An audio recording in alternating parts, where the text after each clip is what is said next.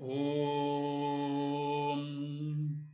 सदाशिवसमारम्भां शङ्कराचार्यमध्यमाम् अस्मदाचार्यपर्यन्तां वन्दे गुरुपरम्पराम् ॐ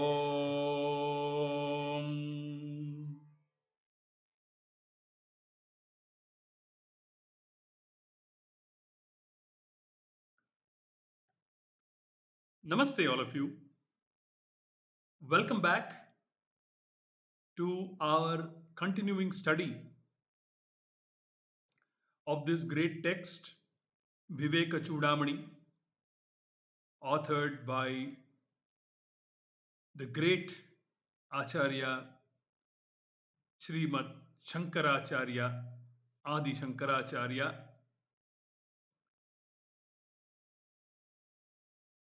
many eons ago, many centuries ago.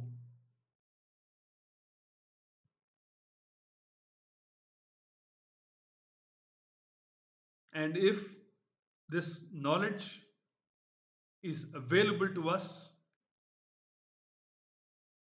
in the 21st century, it is only thanks to our Acharya Parampara,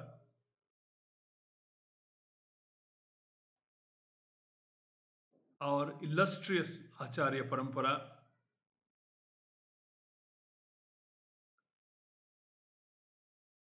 and our dear immediate Guru, Swami Paramarthananda.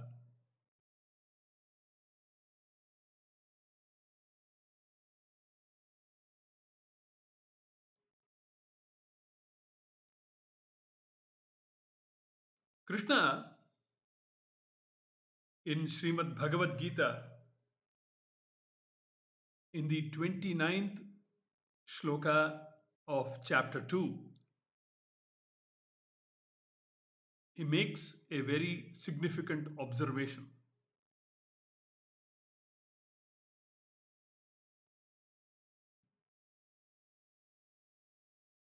He talks about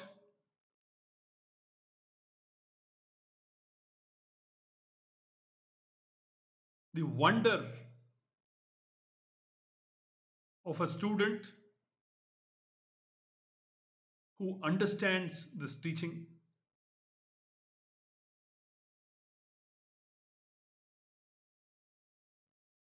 He talks about the wonder of an acharya, a qualified acharya, to be able to teach Vedanta, teach the subject matter.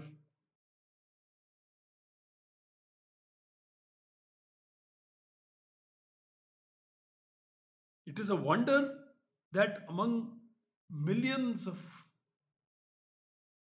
Jivarashis, humans,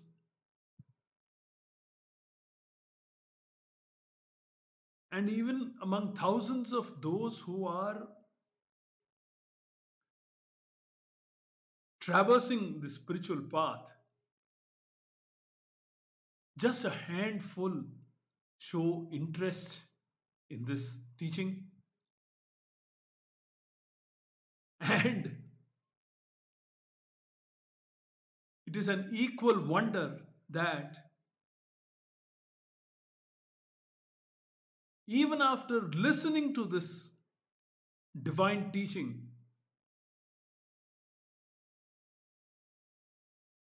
one can successfully not understand, even after going through years and years of Shravanam.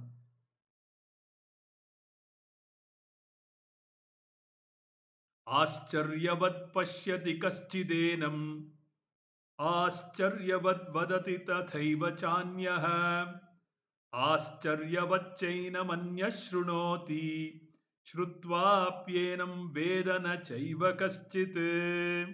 Is that important shloka?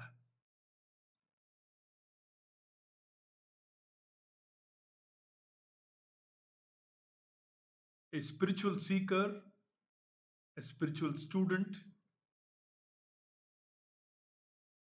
must go through four stages, says Swami Paramarthananda in his commentary on this shloka. One, he must be a committed student, not a casual student. Two, he must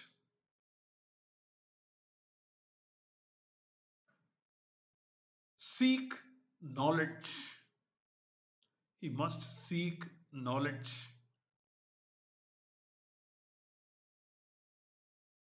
That's the second step. The third step is he must know for sure that Atma Jnanam or Brahmatma Jnanam is available only in our scriptures, Vedantic scriptures. That's the third stage. And the fourth stage, an important stage, is he must know that self study of the Vedantic scriptures cannot take him anywhere. He must know that he must necessarily approach a qualified acharya. Acharyavan Purusho Veda, says the Chandogya Upanishad.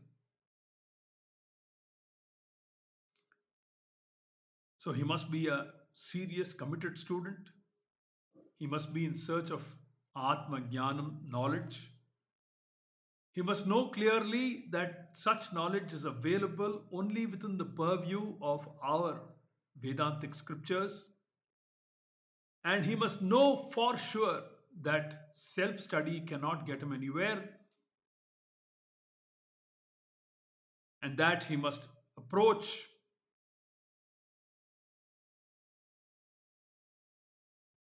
vidhivat upasannah papracha,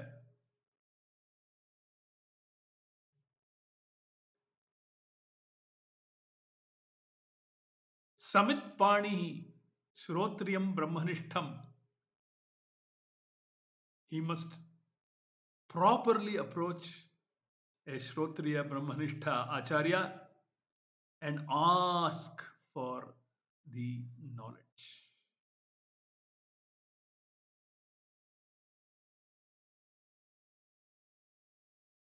Knowledge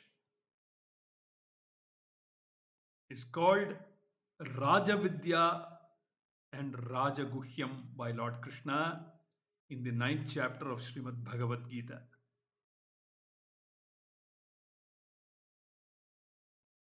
Why I am saying all this is to make a success out of our spiritual journey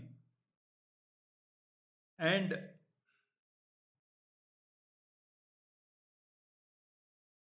be able to be blessed with this divine knowledge, liberating knowledge, a knowledge that can knock off all adjectives, all roles, and which can set you free of all your commitments and your duties and everything else, to be able to grasp, to be able to, first of all, listen and receive, retain, and never ever ignore oneself. One needs to be sufficiently qualified. One needs to be specially qualified, sufficiently and specially qualified to receive this knowledge. This is why I thought I must make a mention of all these beautiful points that one gets to understand by being a student of a qualified acharya. Shankaracharya, for his part, makes it very clear in Shloka 14 that we are studying. He says, Adhikarinamaशास्ते फलसिद्धिर् विशेषतः उपायादेशकालाद्याः सन्त्यस्मिन् सहकारिणः. Lays a lot of emphasis on adhikaritvam, on competency. He says a student must be competent for making a success out of his spiritual journey.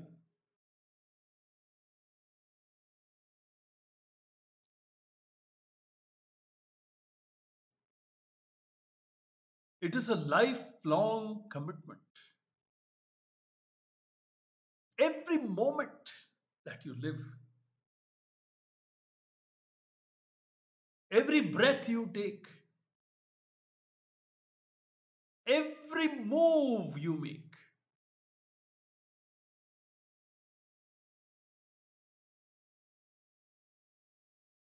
all of it contributes to the ultimate success, your ultimate success on the spiritual path.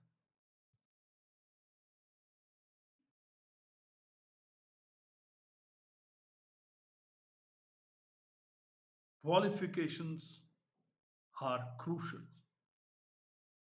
Having said so, Shankaracharya also talks about desha and kala, meaning the place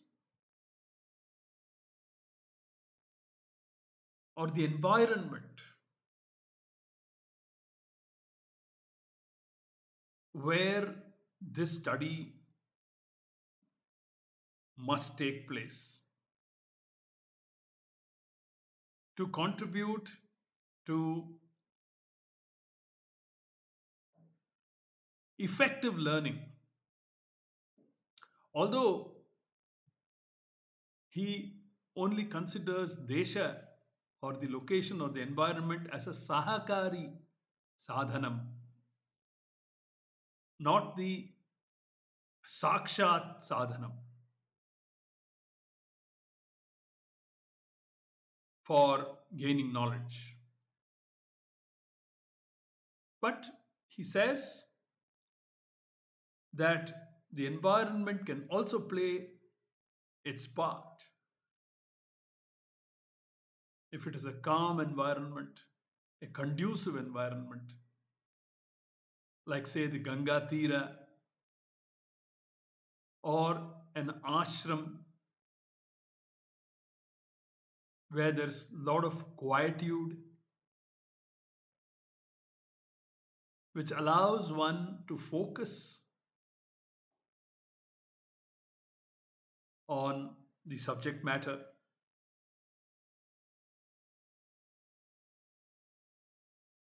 He says, Desha is a sahakari sadhanam. This is where we left off in the last capsule. Let us continue now. So he was talking about not only the physical environment, also having like minded people around, people who value studying Vedanta.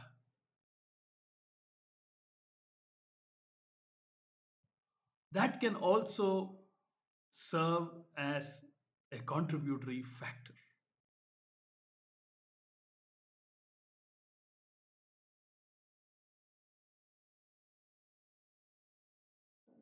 Although he says Desha is a Sahakari, is an Upaya, a contributory factor, he doesn't say it is mandatory. He doesn't say it is mandatory. If available, fine, good.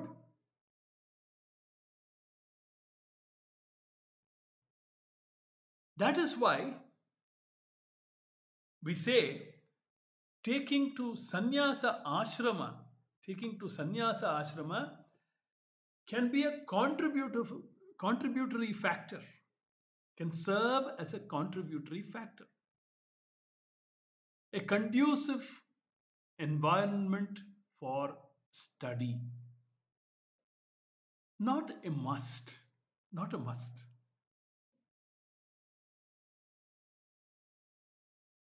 Likewise, kalaha, kalaha, the time of study, the time of study. The age at which one studies can also prove to be a contributory factor.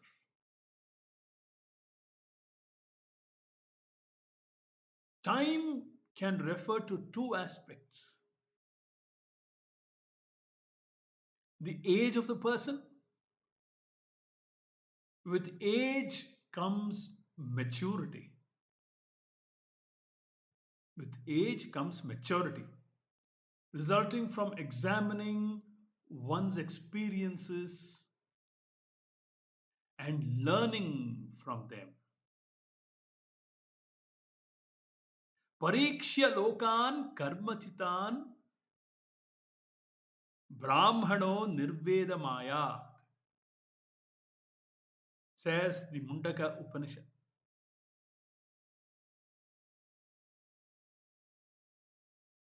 Hence, there were four ashramas in the Vedic design. There were four ashramas to facilitate a maturing process.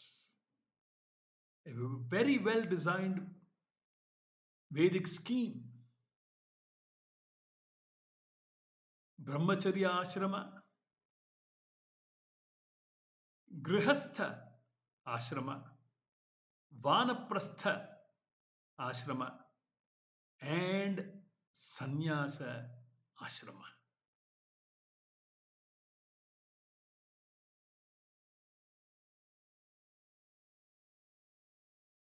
We will continue our study of this important shloka and this section by looking into what, briefly though, what each of those ashramas stand for. In the upcoming capsules, Hari Om.